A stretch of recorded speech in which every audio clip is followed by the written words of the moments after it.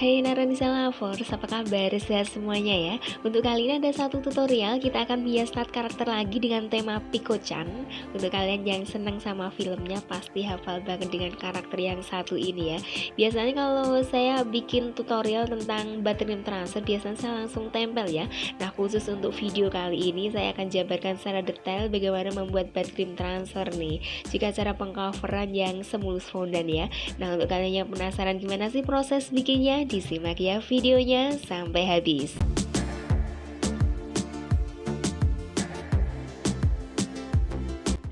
Untuk langkah yang pertama kita membuat Buttercream transfernya dulu. Yang kita butuhkan ini nih, pola gambar yang sudah dicetak terbalik. Lalu ada loyang ya untuk alas menggambarnya di bagian bawah. Pokoknya kalau nggak ada loyang datar bisa pakai apa saja yang sifatnya untuk tatakan seperti itu nih, pokoknya yang datar ya. Terus di bagian atasnya dikasih mika plastik yang bening saja, yang putih ya, dan agar tidak geser-geser di sampingnya seperti ini dikasih solasi. Jadi antara loyang terus atasnya ada pola gambar, terus di atasnya gambar ada mika plastik, terus kita solasi seperti itu ya. Sekarang kita membuat outliner. Outliner ini dari Buttercream warnanya hitam. Fungsi outliner adalah untuk mempertegas detail. Misalnya gambar ini kan ada bagian kepala ya, terus di dalam kepala ada rambut, mata, hidung, telinga, dan lain-lain nih. Dan agar perpotongan antara satu bagian dengan bagian lain ini lebih jelas nanti hasilnya, jadi kita kasih garis hitam. Ini namanya outliner ya. Harus diperhatikan agar nanti gambar lebih bagus nanti ya bagian-bagiannya nih. Kalau udah selesai pembuatan outliner, sekarang kita mengisi ini warnanya ya sesuai dengan gambar. Intinya kita manut saja dengan pola. Misalnya dalam pola ini harus diisi warna putih, kita isi dengan batuan warna putih. Warna merah juga warna merah, seperti itu ya. Pokoknya lebih gampangnya saja. Kalau ingin membuat sesuatu yang beda, misalnya bagian baju ya, nggak ingin warna merah bajunya, ingin dikasih warna biru saja, ini bisa saja ya. Tapi untuk pemula agar lebih gampangnya, manut saja dengan pola dulu. Nanti kalau udah mahir bermain Buttercream Transfer bisa diganti-ganti yang warnanya, pokoknya yang bagus seperti apa itu tergantung kreativitasnya masing-masing seperti itu ya. Tapi untuk awal-awal kita sesuai dengan gambar dulu biar lebih gampang nih. Oke, kalau kita sudah mengisi bagian-bagian yang sempit, yang kecil-kecil ya, sekarang kita mengisi bagian yang agak lebar nih di bagian wajah ya. Kalau harus mentotol satu-satu nanti ini rawan bolong, jadi buttercreamnya khusus bagian wajah ini saya steam biar agak lunak seperti ini ya, cukup disemprotkan. Kalau kondisi buttercreamnya ini lunak, jadi lebih gampang ya mengisi bagian-bagian yang lebih luas dan tentunya tidak rawan bolong-bolong nih. Setelah selesai kita mengisi gambar-gambarnya, sekarang kita intip ya bagian belakang, lepas solasinya, terus ambil pola gambarnya ya. Sekarang kita fokus di hasil DC transfernya nih. Kita buka sedikit, misalnya bagian bawah nih, kita intip ada nggak sih bagian yang belum terisi buttercream secara rata. Kelihatan ya, kalau kita terawangkan di bawah lampu, ini biasanya akan jelas sekali ada bagian yang masih belum merata. Nah, bisa diisi lagi ya dengan warnanya kayak gini. Jadi waktu kita mengeceknya ini sambil diterawangkan di bawah lampu. Kalau ada bagian yang belum terisi bisa kita tambal ya dengan menyemprotkan buttercream kembali kayak gini nih. Nah, ini udah termasuk bagus. Nah, sekarang untuk bagian kepala, ada nggak sih bagian yang masih bolong-bolong juga? Ternyata masih banyak ya.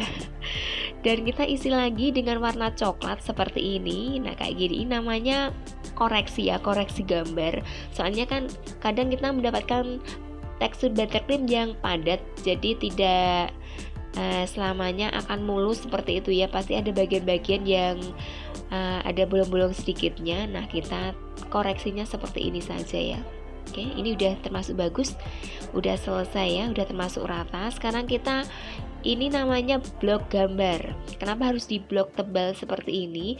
Ini untuk mengantisipasi gambarnya tidak patah waktu kita lepas dari mikanya ya, kayak gini.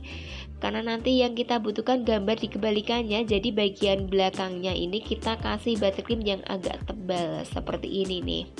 Ditutup semua ya, pokoknya di dalamnya outliner. Terus untuk meratakannya pakai sendok yang udah dipanasi dengan api sebentar, lalu kita ratakan seperti ini agar permukaannya ini lebih halus seperti itu ya. Oke, kalau udah selesai, gambarnya udah dikasih blok tebal seperti ini dari buttercream. Sekarang kita masukkan ke dalam freezer. Tujuan dimasukkan ke dalam freezer agar nanti buttercream transfernya ini beku, keras, dan lebih gampang dilepas dari plastiknya. Pokoknya kalau belum kondisi keras jangan sekali-kali dibuka ya, nanti rawan patah. Oke, kita sisihkan dulu. Sekarang mengoles biskuitnya ya. Kali ini saya pakai brownies ukuran 18 cm. Nanti kita akan mengcover dengan teknik buttercream steam biar nanti hasilnya stimulus fondant. Pakai polosan biasa nggak apa-apa, tergantung dari keinginan kalian ya, tapi saya terbiasa pakai teknik ini soalnya karena saya ingin mendapatkan permukaan dengan tekstur yang agak padat nih. Kalau mengcover dengan teknik oles biasa, ini nanti atasnya bakalan lembek ya. Lain kalau kita pakai teknik buttercream steam, nanti di samping hasilnya lebih mulus, lebih rapi, juga permukaannya lebih padat hasilnya. Next, untuk langkah yang selanjutnya, setelah kita tutup remahannya, bisa ditambahi buttercream lagi ya, biar kita mendapatkan lapisan yang agak tebal, mulus juga tentunya ya, biar nanti meluncurnya buttercream steam ini bisa lancar. Bagian atasnya, di bagian sisi-sisinya bisa diratakan ya, dibikin agak melengkung, karena buttercream steam itu agak susah kalau melalui sudut yang agak tajam nih, jadi dibikin agak lengkung ya, biar nanti meluncurnya bisa lancar. Step selanjutnya kita masuk di teknik pencairan buttercream, ini namanya teknik buttercream steam. Sebelum ini naik di atas kompor, jangan lupa waktu pencampuran warnanya diaduk secara merata dulu ya, biar nanti tidak muncul bintik-bintiknya. Untuk tekniknya pakai panci double, yang bawah diisi dengan air panas, yang atas diisi dengan panci yang ada buttercreamnya seperti ini ya. Diaduk-aduk secara cepat, jangan sampai pecah. Dan kalau kita sudah mendapatkan tekstur yang pas, tingkat kentalan atau tingkat keenceran yang sesuai dengan keinginan kita, bisa dimasukkan di dalam plastik dan siap disiram di atas cake-nya. Fokus di bagian tengah dulu, lalu kita ke pinggir seperti ini ya. Jangan digebrak-gebrak, ingat.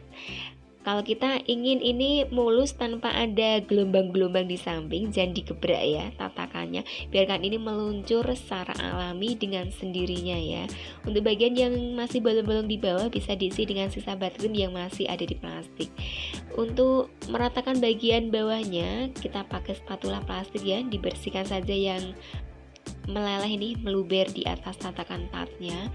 Pelan-pelan saja, jangan sampai menyenggol bagian dalamnya. Untuk merapikannya, ujung spatula dipanasi dengan api sebentar. Kita menyentuh bagian bawah saja dengan mengatur tingkat kemiringan spatula. Jangan sampai menggores bagian atas ya. Jadi kemiringan pisau olesnya benar-benar kita atur agar yang tersentuh memang bagian bawah saja. Seperti ini ya. Kalau udah dirapikan bagian bawahnya seperti ini, dilap tatakannya ya, biar lebih rapi, biar lebih bersih. Sekarang kita ambil buttercream transfer dari freezer nih. Nah, jadinya seperti ini ya. Kondisinya udah beku. Untuk berapa lama sih kita menyimpan di dalam freezer? Ini disesuaikan dengan freezernya masing-masing ya. Biasanya saya 1 jam atau bisa 1 jam lebih dikit gitu ya. Pokoknya kondisinya ini benar-benar beku. Kalau belum keras jangan sekali-kali dibuka dari mikanya ya, nanti rawan patah. Diatur sesuai dengan keinginan kita, center di tengah. Oke. Sekarang kita membuat hiasan dari fondant nih, bikin ulir panjang seperti ini ya. Ini nanti dilingkarkan di sepanjang cake bagian bawah. Ini fungsinya untuk mempercantik juga merapikan gitu ya, biar nanti perpotongannya tidak kelihatan nih polesan bagian bawahnya nih. Jadi ditutup dengan ulir fondant saja ya. Dan biar lebih cantik juga, kita bikin pita dari fondant dengan warna yang sama, warna merah ya. Gilas fondant agak tipis seperti ini, lalu kita potong membentuk persegi panjang ya. Agar ada motifnya, dikasih geratan-geratan memanjang pakai ujung cutter biar ada garis-garisnya seperti ini. Lalu antara satu ujung dengan ujung yang lain dipertemukan seperti ini di bagian tengah, kayak gini ya. Lalu bagian tengahnya kita tekuk ke dalam kayak gini, menyerupai simbol pita ya. Dan biar ini tidak gampang terlepas dan biar lebih cantik juga, kita ikat bagian tengahnya dengan menggunakan fondant berbentuk persegi panjang. Kita kasih motif geratan-geratan memanjang seperti ini ya. Lalu kita ikatkan di bagian tengah pita seperti ini biar lebih merekat kuat, kasih olesan sedikit air ya. Nah kayak gini nih. Ini lebih cantik tampilan pitanya kalau udah dikasih ini nih, ikatan di tengah. Oke, udah selesai, ditempelin seperti ini. Dioles-oles air dulu ya biar merekatnya lebih kuat. Ini sesaat setelah buttercream transfer ini ditempel di atas cake sekitar 10-15 menit, biasanya akan muncul embun-embun yang menempel. Diserap sama tisu saja ya, jangan dibiarkan. Nanti kalau dibiarkan biasanya akan memudarkan warna dan tampilan biskuit transfernya jadi tidak cantik lagi. Oke. Nah, kalau udah diserap embun-embunnya tadi, sekarang kita membuat tulisan dari fondant juga. Gilas fondant agak tipis. Terus kita cetak huruf-hurufnya ya. Untuk meletakkan huruf agar lebih center, kita ukur dulu berapa sih panjang tatakan tatnya. Kalau ini saya pakai ukuran 27 cm, berarti titik tengahnya jatuh di angka 13,5. Kasih sedikit tusukan ya, sebagai tanda biar nggak lupa. Lalu kita hitung berapa sih jumlah huruf dari nama ini. Kalau udah dihitung, kita bisa menentukan titik tengahnya nanti jatuh di huruf yang apa. Nanti huruf itu akan kita letakkan di titik yang udah kita bikin tadi, seperti itu ya, biar nanti peletakan namanya bisa center di tengah-tengah seperti ini nih. Nah, itu cara menghitungnya ya, biar kita bisa meletakkan nama secara pas. Oke, seperti itu ya. Nah, udah selesai menghias tatnya. Ini simple tapi tetap cantik kalau dilihat nih. Mudah-mudahan tutorialnya bisa dipahami dengan baik ya. Yang suka dengan video ini jangan lupa di subscribe dulu, dinyalakan lonceng notifikasinya juga ya, biar kalian tidak ketinggalan tutorial terbaru dari Naranisa Cake. Makasih ya atas kesetan di channel ini. Ditunggu lagi untuk video berikutnya. Sampai jumpa lagi.